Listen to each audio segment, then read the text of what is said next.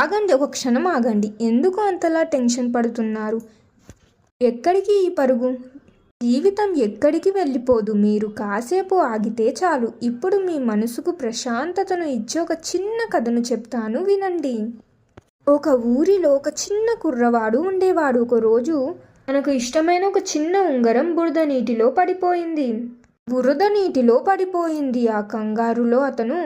ఆ కంగారులో ఆ చిన్న కుర్రవాడు ఆ నీటిని తన చేతులతో కలపడం మొదలుపెట్టాడు.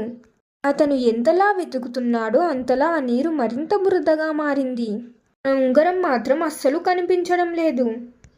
అలా ఆ కుర్రవాడు నీటిని కదుపుతూ అక్కడే ఏడుస్తూ కూర్చున్నాడు. అప్పుడు ఒక తాతయ్య అక్కడికి వచ్చి, నాయనా, కాసేపు ఆగు, ఆ నీటిని కదపకు, నువ్వు ఏమి చేయకుండా అలాగే నిశ్శబ్దంగా ఉండి చూడు అని చెప్పాడు.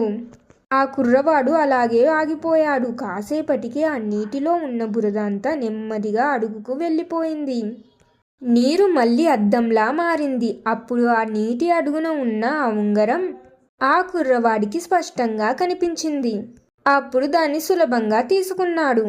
ఈ కథ ద్వారా నేను మీకు తెలపాలనుకున్న నీతి ఏమిటంటే, మన జీవితం కూడా అంతే. సమస్యలు వచ్చినప్పుడు మనం ఎంతలా ఆందోళన చెందితే మనసు అంతలా బురద నీటిలా మారుతుంది. ఏమీ అర్థం కాదు, ఏం చేయాలో తోచదు. కానీ ఒక క్షణం ఆగి ఏమీ ఆలోచించకుండా ప్రశాంతంగా ఉంటే మనసులోని ఆందోళనలన్నీ ఆ బురదలాగే కిందకు వెళ్ళిపోతాయి. అప్పుడు జీవితం మళ్ళీ స్పష్టంగా ప్రశాంతంగా కనిపిస్తుంది. గుర్తుంచుకోండి, సమస్యలకు సమాధానం మీ పరుగులో లేదు, మీ నిశ్శబ్దంలో ఉంది. బురద నీరు కదిలిస్తే మరింత బురద అవుతుంది, వదిలేస్తే ప్రశాంతం అవుతుంది.